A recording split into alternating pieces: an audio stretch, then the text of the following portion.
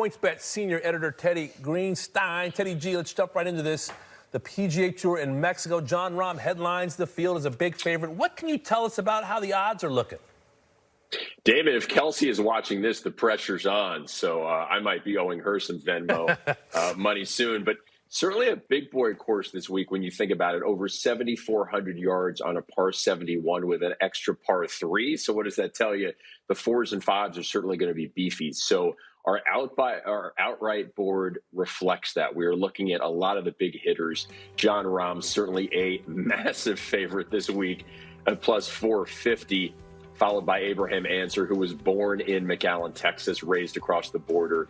A lot of support for Gary Woodland. You know, he hits those power fades off the tee and has a great ability on those long approach shots from 175 plus. And let's see if Tony Finau can round back into form there at 20-1 this week. Well, Teddy, you mentioned Jon Rahm. It's understandable that he's the favorite this week in the field in Mexico.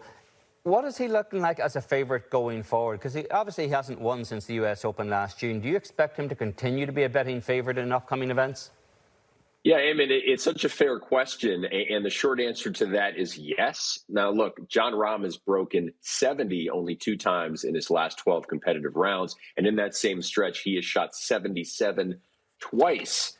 He's not had a top 10 finish since February. I know you guys were talking about this. So it is fair also to be concerned this week because I'd say Jon Rahm favors tough courses, major championship conditions, and he's not going to get that in Mexico. However, Jon Rahm does remain the co-favorite at the PGA Championship, and here's why. I asked our traders about this. His drop in form is not due to his tee to green game. He's still striking it very, very well. It's due to his putting.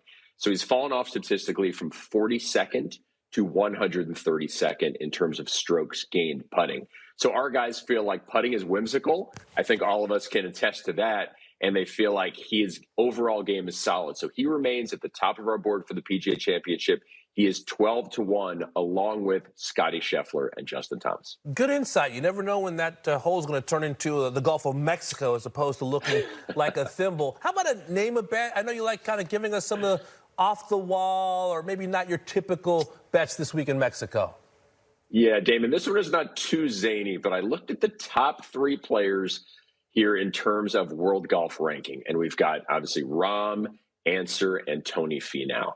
So it's these 3 guys against the field. And we boosted this quite generously to plus 390. So you basically get 4-1 on your money.